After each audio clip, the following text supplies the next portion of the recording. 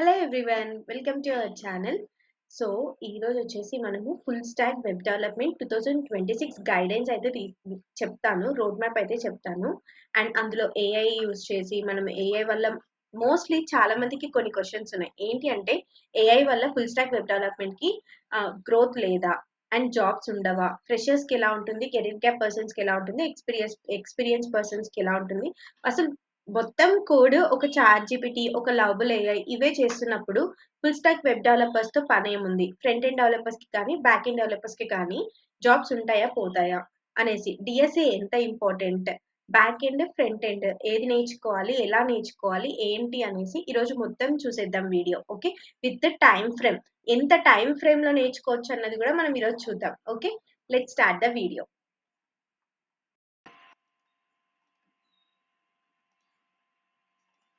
Okay, full stack development కదా. Full stack development అనగానే మనకు రెండు గుర్తొస్తాయి. ఏంటి? One is front end and another one is back end. అవునా? Front end and back end. సరే, ఫ్రంట్ ఎండ్ అనగానే మనకు చాలా మందికి తెలుసు ఫ్రంట్ ఎండ్ అంటే ఏంటి అని. కానీ నేను ఫ్రెషర్స్ కోసం కూడా చెప్తున్నాను. చూడండి, ఫ్రంట్ ఎండ్ అనగానే ఇప్పుడు నేను మన ఛానల్ ఓపెన్ చేశాను. మన ఛానల్ ఓపెన్ చేయగానే ఎటువంటి స్టడీస్ లేని వాళ్ళు కూడా ఇక్కడ డాష్ బోర్డ్లోకి వెళ్ళేసి 1 మినిట్ మన ఛానల్లోకి వెళ్దాము.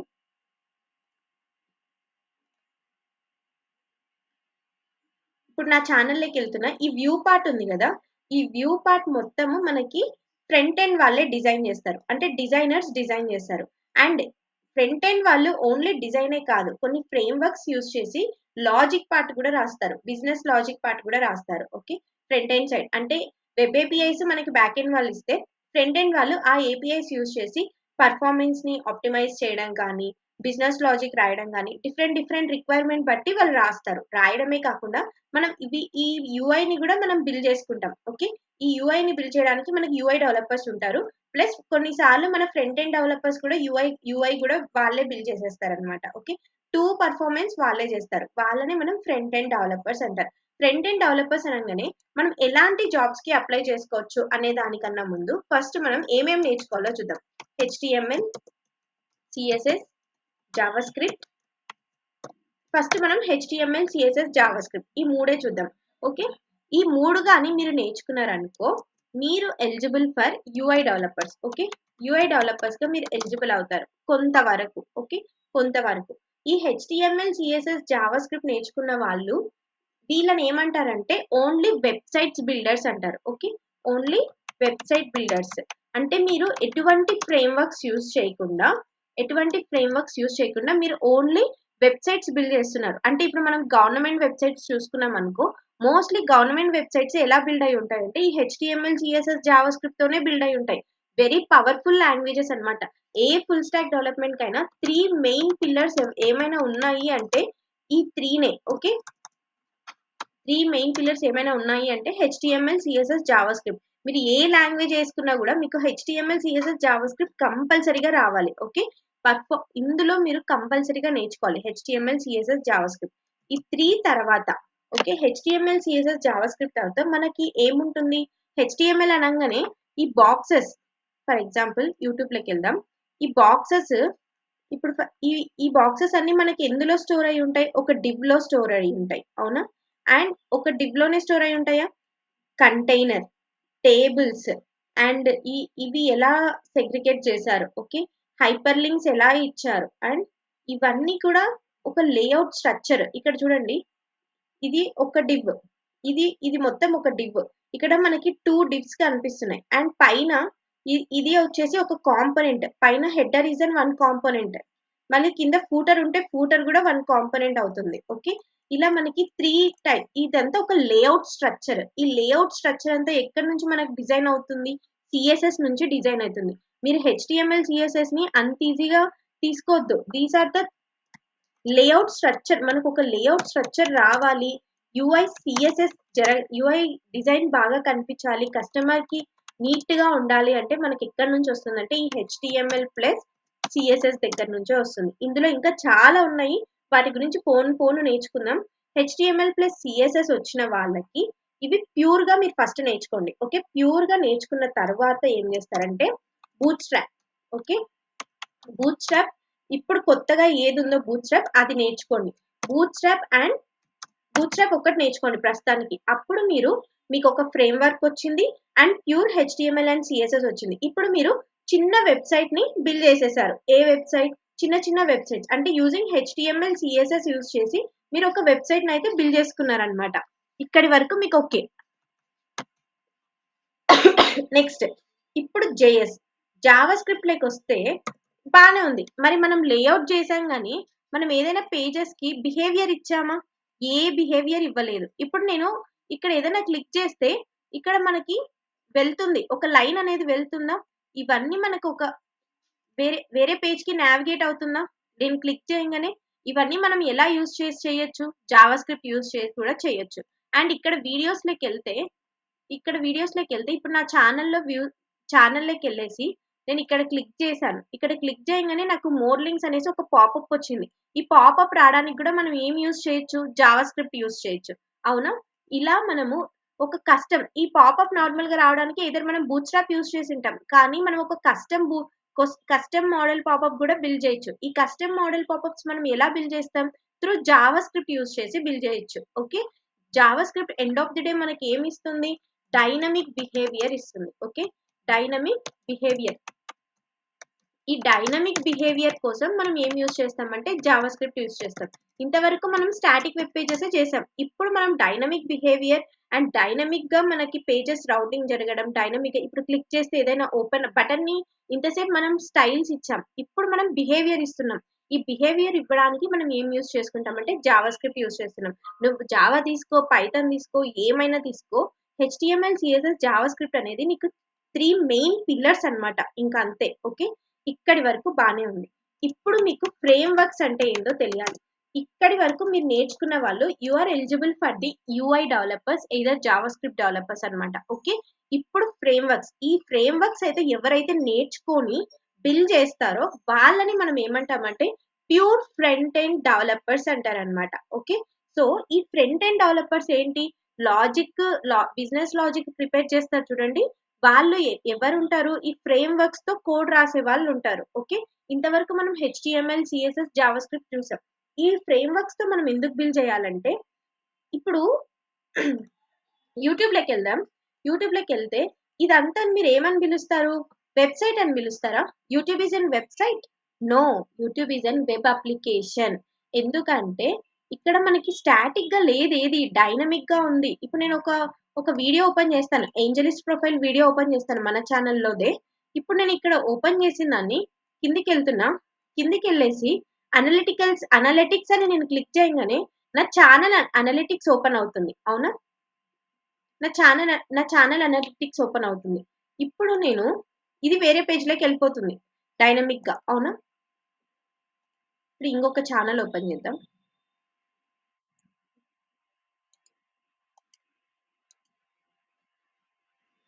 ఫర్ ఎగ్జాంపుల్ నేనిక్కడ లైక్ కొట్టాను. ఓకే. 74 లైక్స్ ఉన్నాయి ఇక్కడ. అవునా? నేనిక్కడ డిస్‌లైక్ చేశా. డిస్‌లైక్ చేయంగానే నాకేమైనా పేజ్ మొత్తం పోయిందా? లేదు.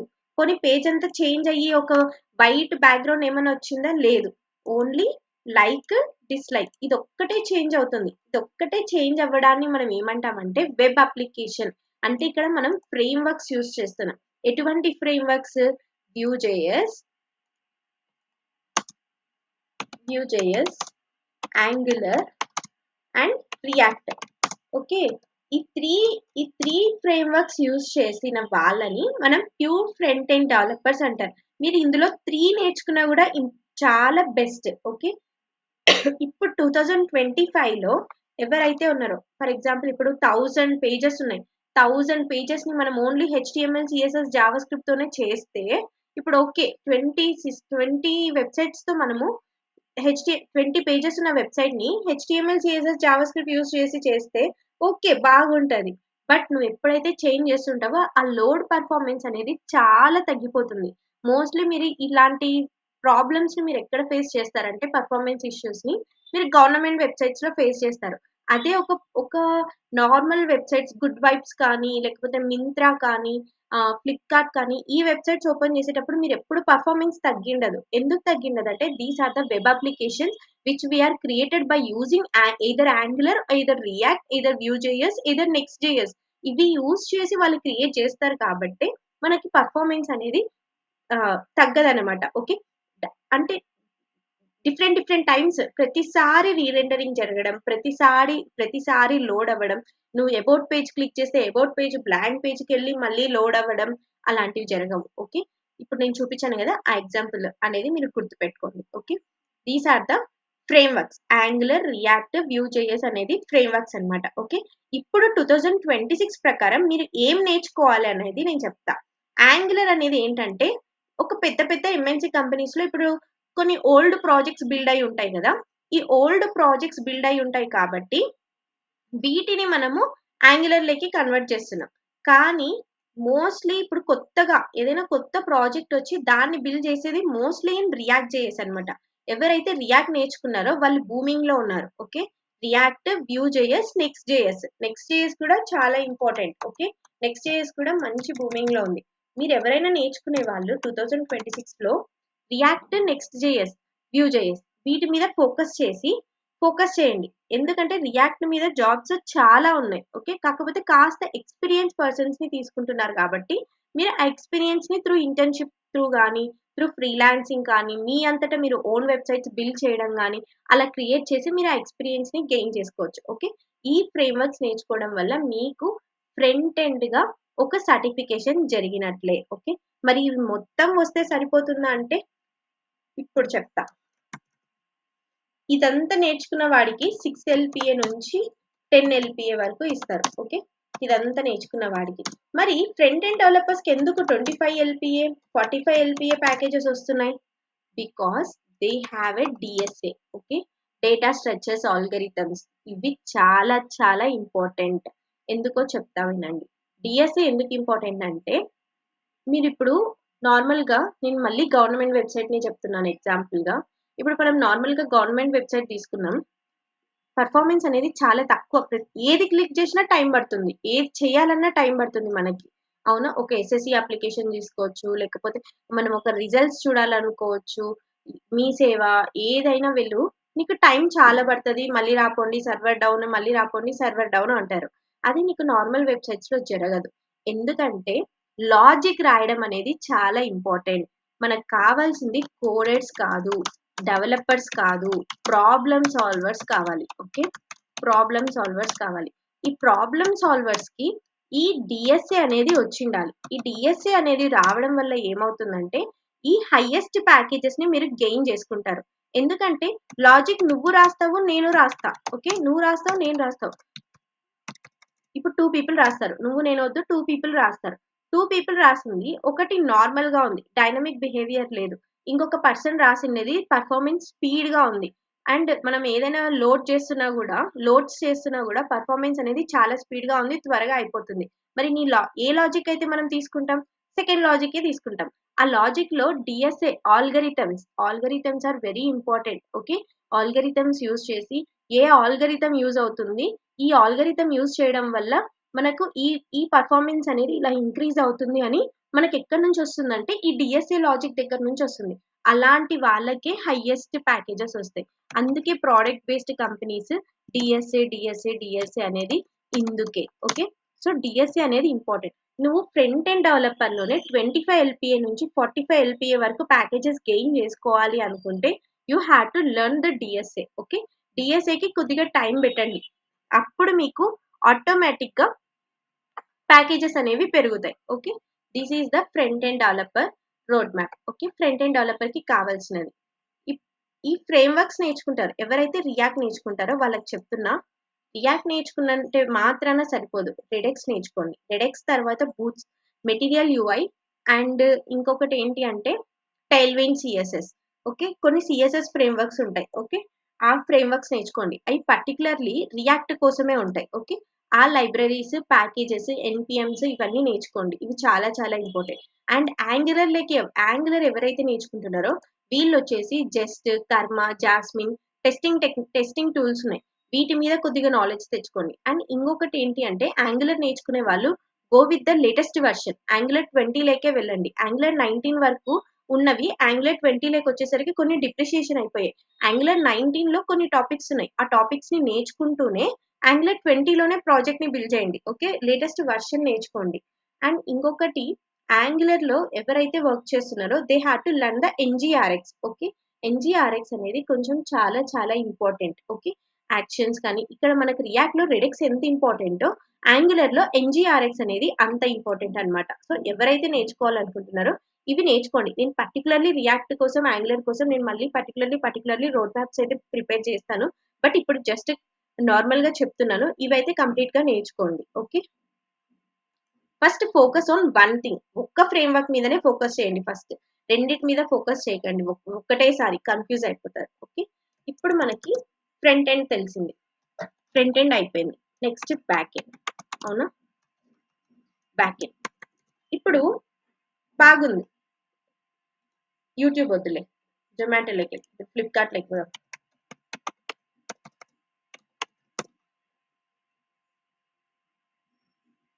అసలు ఫ్లిప్‌కార్ట్‌లో ఇంత డేటా ఎక్కడి నుంచి వస్తుంది మనకి ఫ్లిప్‌కార్ట్‌లో? ఇంత డేటా, ఇంత కంప్యూటర్స్ అండ్ మనం స్క్రోల్ చేసే కొద్దీ డేటా వస్తూనే ఉంది. స్క్రోల్ చేసే కొద్దీ డేటా వస్తూనే ఉంది. ఎక్కడి నుంచి వస్తుంది? కేటగరీస్ డివైడ్ అయ్యాయి. Different categories.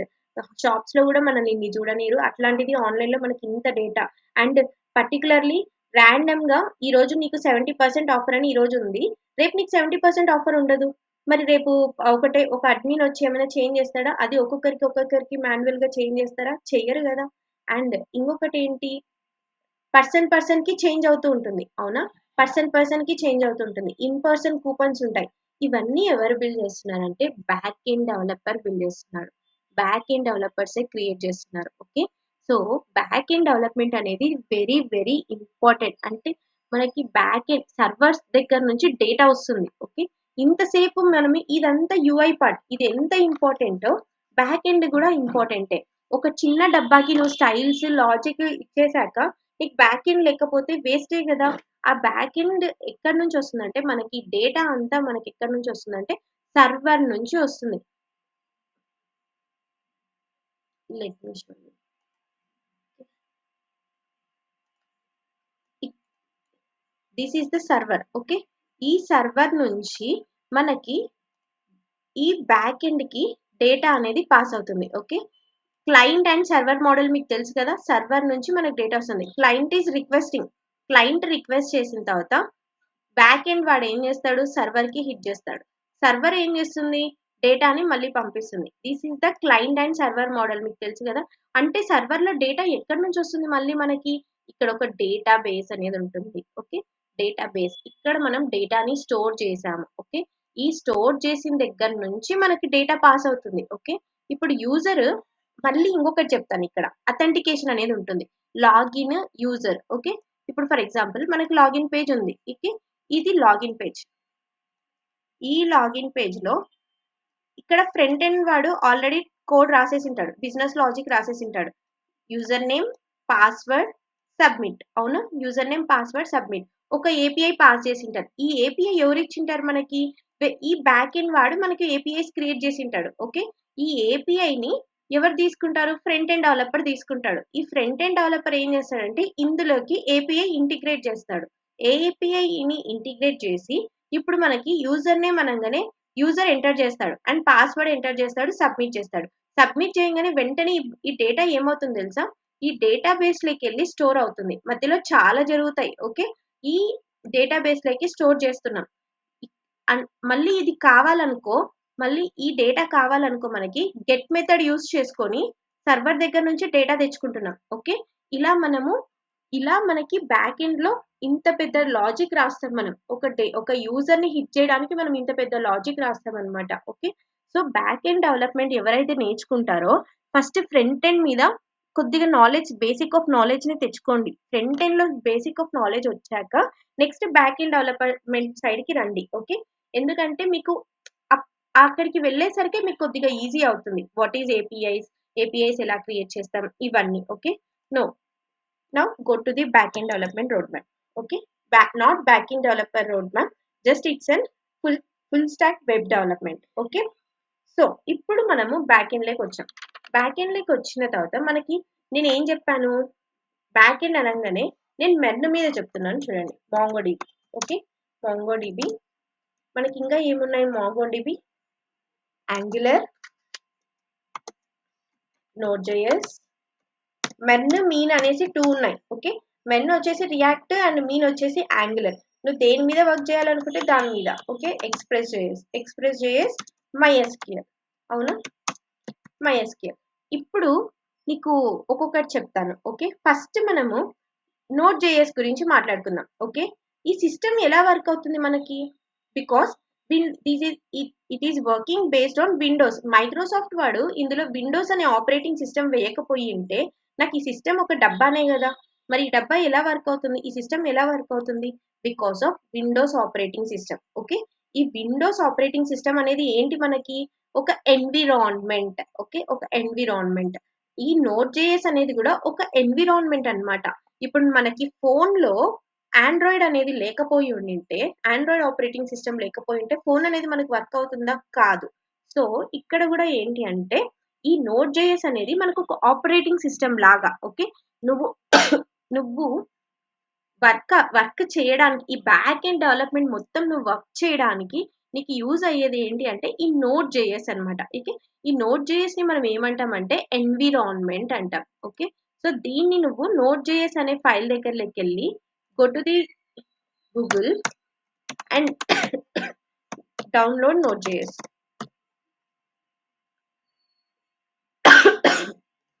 Okay, it's in Java script run time environment. ఇది మనం డౌన్లోడ్ చేసుకోవాలి. ఓకే, అండ్ నెక్స్ట్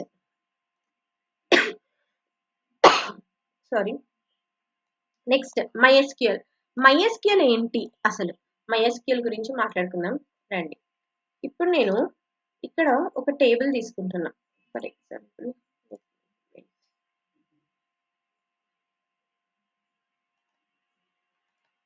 ఓకే, ఇక్కడ నేను ఇలా ఇట్లా ఇలా తీసుకుంటున్నాను.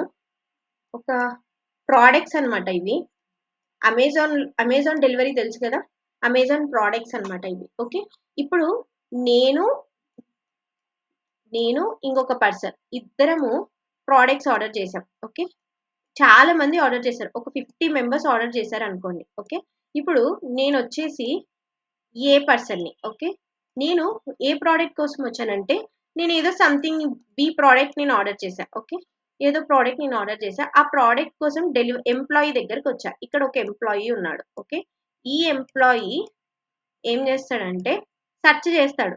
నా ప్రోడక్ట్ ఎక్కడుంది అని ఈ డబ్బాలలో అన్నిట్లో వెతికి ఆ ప్రోడక్ట్ తీసుకొచ్చి నాకు ఇస్తాడు. అవునా, అలానే ఈ పర్సన్ అడిగినది కూడా వెతికి తీసుకొస్తాడు. అవునా, ఇక్కడ ఏం జరుగుతుంది? క్వైరీ జరుగుతుంది, అంటే సర్చింగ్ అనేది జరుగుతుంది. ఓకే, ఈ సర్చింగ్ ఎక్కడి నుంచి జరుగుతుంది అంటే మనకి MySQL లో. ఇప్పుడు ఫర్ ఎగ్జాంపుల్ మనకు ఒక డేటాబేస్ ఉంది, స్టూడెంట్స్ డేటా ఉంది. స్టూడెంట్స్ డేటాలో నాకు పలానా పర్సన్ అంటే నాకు నాకేంటంటే అఖిల అనే పర్సన్ డేటా, నాకు అఖిల అనే పర్సన్ 7th క్లాస్ అమ్మాయి, అమ్మాయి 7th క్లాస్ అమ్మాయి with the person name greater than 100 marks వచ్చిన అమ్మాయి. అఖిల అనే పేరు ఎంత, ఐడి అఖిల అనే పేరు ఎంత మందికి ఉందో అందులో గ్రేటర్ దాన్ 70% వచ్చిన అమ్మాయి పేర్లు కావాలి. లేదా that's not the good logic, we can go with any other logic. Like suppose ఈ ప్రోడక్ట్స్ లో. ఓకే, ప్రోడక్ట్స్ లో నాకు ఒక ప్రోడక్ట్ ఉంది. సపోజ్ మనం బుక్సే అమ్ముతున్నాం అనుకోండి. ఇప్పుడు ఒక లైబ్రరీ ఉంది. ఈ లైబ్రరీలో మనం బుక్స్ సేల్ చేస్తున్నాం. ఈ బుక్స్ సేల్ చేసేటప్పుడు మనం ఏం చేస్తాము? ట్రాక్ చేస్తూ ఉంటాం, సెర్చ్ చేస్తూ ఉంటాం. ప్రతి ఒక్కటి అన్ని పర్టికులర్ బుక్స్ కరెక్ట్ గా ఉన్నాయా లేదా అనేసి సెర్చ్ చేస్తూ ఉంటాం కదా. సో ఇందులో నాకు ఒక పర్సన్ వచ్చి అడిగాడు, నాకు ఈ బుక్ ఇలాంటి బుక్ కావాలి, ఇందులో గ్రేటర్ దాన్ ప్రైజ్ నాకు తక్కువలో ఉండాలి అనేసి అడిగాడు. అప్పుడు మనం క్వైరీ రాస్తాం. ఈ ప్రైజ్ లో ఈ బుక్స్ ఏమైనా ఉన్నాయా అనేసి ఇక్కడ సెర్చ్ చేస్తాం చూడండి. దాన్నే మనం క్వైరీ అంటాం. అండ్ ఇంకొకటి ఏంటి అంటే మీకు ఇంకా బెస్ట్ ఎగ్జాంపుల్ చెప్పాలంటే ఫార్మసీ. ఓకే, ఫార్మసీలోకి వెళ్ళంగానే నాకు డోలా టాబ్లెట్ కావాలి అనగానే డోలా టాబ్లెట్ ఉందా లేదా అనేసి ఫస్ట్ మనం ఎక్కడ సెర్చ్ చేస్తున్నాం? సిస్టంలో సెర్చ్ చేస్తాం. సిస్టంలో సెర్చ్ చేసి ఆ రూమ్ లో ఎక్కడుందా అనేసి సెర్చ్ చేసి తీసుకొస్తారు. ఓకే, ఎంప్లాయ్ అది ఎలా జరుగుతుందంటే through MySQL queries. Okay, MySQL అనేది మనం మెయిన్లీ యూజ్ చేసేది searching purpose. Okay, searching purpose. And MongoDB గురించి మీకు తెలిసిందే, ఇంకా డేటాబేస్. MongoDB మనం ఎందుకు యూజ్ చేస్తాం? డేటాబేస్ కోసం యూజ్ చేసుకుంటాం. అంటే ఈ డేటా అనేది MongoDB స్టోర్ చేసుకునింది, ఈ డేటాని స్టోర్ చేసుకునింది. ఓకే, దీన్నే మనం ఇది MySQL and MongoDB. Okay, and ఇప్పుడు మీకు Node.js అర్థమైంది, MySQL అర్థమైంది, MongoDB అర్థమైంది. We all know about Express.js. I will show you what is Express.js.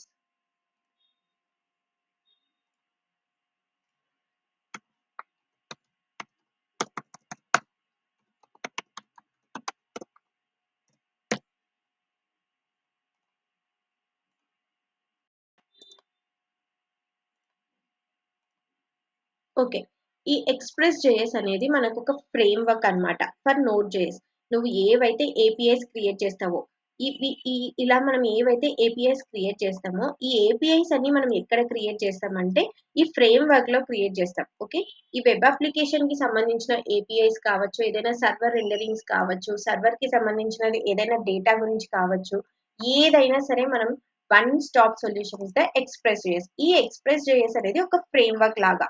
For example నువ్వు విజువల్ స్టూడియో ఓపెన్ చేస్తావు, విఎస్ కోడ్ ఓపెన్ చేస్తావు, విఎస్ కోడ్ లో నువ్వు రియాక్ట్ రాస్తావు, Node.js రాస్తావు, అన్ని రాస్తావు. మరి ఈ Node.js నువ్వు రాయాలంటే, ఈ Node.js కోడ్ నువ్వు రాయాలంటే నీకు ఒక ఫ్రేమ్ వర్క్ అనేది ఉండాలి. ఇప్పుడు నేను .NET లో ఇప్పుడు నేను C# కోడ్ ఎక్కడ రాస్తున్నా, విజువల్ స్టూడియోలో రాస్తున్నా, అవునా? అలానే మీకు ఇక్కడ కూడా Node.js రాయడానికి మీకు ఒక ఫ్రేమ్ వర్క్ కావాలి కాబట్టి Node.js లో కోడ్ రాయడానికి then we are using this Express.js framework. Okay, ఈ Node.js అనేది మనకు ఒక ఎన్విరాన్మెంట్ లైక్ NPM లాగా అనుకోండి. ఓకే, ఎన్విరాన్మెంట్ అయితే ఈ Express.js అనేది ఒక ఫ్రేమ్‌వర్క్ అన్నమాట. ఓకే, ఇందులో మనం ఏపీఐస్ బిల్డ్ చేస్తున్నాం. ఇప్పుడు ఎవరైనా కొత్త పర్సన్స్ ఉంటే మీకు ఇందులో తెలుసుకోవాల్సింది ఇది మెయిన్‌లీ ఏపీఐస్. బ్యాక్ ఎండ్‌లో మీరు మెయిన్‌గా తెలుసుకోవాల్సింది ఏపీఐస్, అథెంటికేషన్ అండ్ మీరు ఎవరైనా Node.js నేర్చుకుంటుంటే జావా స్క్రిప్ట్. ఎందుకంటే ఫ్రంట్ ఎండ్‌లో జావా స్క్రిప్ట్ నేర్చుకున్న వాడు బ్యాక్ ఎండ్ లో ఈజీగా బ్యాక్ ఎండ్ కూడా చేయగలడు. ఎందుకంటే ఫ్రంట్ ఎండ్ లో మనం ఏది జావా స్క్రిప్ట్ ప్రోగ్రామింగ్ యూజ్ చేస్తామో బ్యాక్ ఎండ్ లో కూడా అదే యూజ్ చేస్తాం Node.js లో. సో ఇది ఎవరైతే చేస్తారో వాళ్ళు 2 డెవలపర్స్ అవుతారు. Okay, one is men stack developer, one is mean stock developers. Men అంటే MongoDB, Express.js, React and Node.js. Mean అంటే MongoDB, Express.js, Angular and Node.js అన్నమాట. ఓకే, ఈ 2 డెవలపర్స్ అవుతారు. అండ్ ఫ్రంట్ ఎండ్ డెవలపర్ గా వెళ్ళొచ్చు, బ్యాక్ ఎండ్ డెవలపర్స్ గా వెళ్ళొచ్చు, Java script developers గా వెళ్ళొచ్చు, యూఐ డెవలపర్ గా వెళ్ళొచ్చు, Node.js developer. Okay, Node.js developer గా కూడా వెళ్ళొచ్చు, react, angular, full stock engineers, ఇలా చాలా రోల్స్ లో మీరు వెళ్ళిపోవచ్చు. Okay, software engineers. ఓకే, ఇలా చాలా రోల్స్ లో మీరు వెళ్ళొచ్చు. నెక్స్ట్ జేఎస్ కూడా నేర్చుకోండి. ఓకే, ఈ ఈ పర్టికులర్ రోల్స్ లోకి మీరు ఎలిజిబుల్ అవుతారనమాట. ఎప్పుడైతే మీరు ఇది నేర్చుకుంటారో అప్పుడు ఎలిజిబుల్ అవుతారు. ఇప్పుడు మీరు ఏఐ గురించి అడుగుతారు. Okay, let me tell you. నేను ఒక వీడియో చేశాను, మీరు ఎవరైనా చూడాలనుకుంటే ఎల్ఎల్ఎంస్ గురించి నేను ఒక వీడియో చేశాను మన ఛానల్లో రీసెంట్ గానే. యాంగులర్ లో మనం యాంగులర్ అంటున్నాను. ఓకే, మనం ఒక ఎల్ఎల్ఎం ని ఒక కోడ్ లో ఎలా బిల్డ్ చేస్తాము, ఒక ఏని ఎలా యూస్ చేస్తాము కోడ్ లో అనేసి నేను ఒక వీడియో అయితే చేశాను రీసెంట్ గానే. మీరు ఎవరైనా చూడాలనుకుంటే చూడండి. ఓకే, ఎల్ఎల్ఎంస్ గురించి. Okay, that is an large language models అన్నమాట. ఓకే, మన ఛానల్లోనే మన ప్లేలిస్ట్ లోనే HTML, CSS, బూట్‌స్ట్రాప్ అని HTML, CSS, JavaScript, bootstrap and GitHub అన్నీ ఉన్నాయి. చూడాలనుకుంటే చూడండి. రియాక్ట్ కూడా ఉంది. Angular I will start. Okay, don't worry. Angular ఒక లాంగ్ వీడియోలో కంప్లీట్ చేసేద్దాం. ఓకే, ఇంకా మీరు మీరు డిఎస్ఏ గురించి చెప్పాను, ఎల్ఎల్ఎంస్ గురించి చెప్పాను, ఏఐ. ఇప్పుడు మనం ఏఐ గురించి మాట్లాడుకుందాం. Hello everyone, welcome to our channel. So ఈరోజు వచ్చేసి మనము full stock web development 2026 guidance అయితే చెప్తాను, రోడ్ మ్యాప్ అయితే చెప్తాను. అండ్ అందులో ఏఐ యూజ్ చేసి మనం ఏఐ వల్ల మోస్ట్లీ చాలా మందికి కొన్ని క్వశ్చన్స్ ఉన్నాయి. ఏంటి అంటే ఏఐ వల్ల ఫుల్ స్టాక్ వెబ్ డెవలప్మెంట్ కి గ్రోత్ లేదా, అండ్ జాబ్స్ ఉండవా, ఫ్రెషర్స్ కి ఎలా ఉంటుంది, కెరీర్ గ్యాప్ పర్సన్స్ కి ఎలా ఉంటుంది, ఎక్స్పీరియన్స్ పర్సన్స్ కి ఎలా ఉంటుంది. అసలు మొత్తం కోడ్ ఒక చాట్ జీపీటీ, ఒక లవబుల్ ఏఐ ఇవే చేస్తున్నప్పుడు ఫుల్ స్టాక్ వెబ్ డెవలపర్స్ తో పని ఏముంది, ఫ్రంట్ ఎండ్ డెవలపర్స్ కి కానీ బ్యాక్ ఎండ్ డెవలపర్స్ కి కానీ జాబ్స్ ఉంటాయా పోతాయా అనేసి, డిఎస్ఏ ఎంత important, back end, front end ఏది నేర్చుకోవాలి, ఎలా నేర్చుకోవాలి, ఏంటి అనేసి ఈరోజు మొత్తం చూసేద్దాం video. Okay. With time frame. ఎంత టైమ్ ఫ్రేమ్‌లో నేర్చుకోవచ్చు అన్నది కూడా మనం ఈరోజు చూద్దాం. Okay. Let's start the video.